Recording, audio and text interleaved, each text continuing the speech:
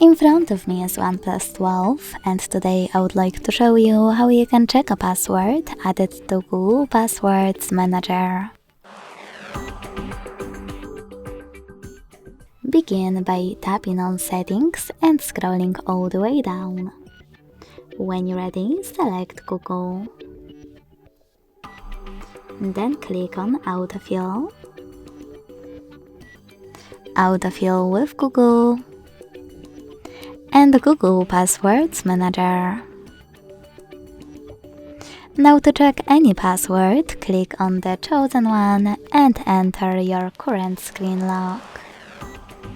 Lastly, click on this eye icon next to your password to make it visible. Thanks so much for watching. If you enjoyed this video, don't forget to leave a like, comment and subscribe. Bye!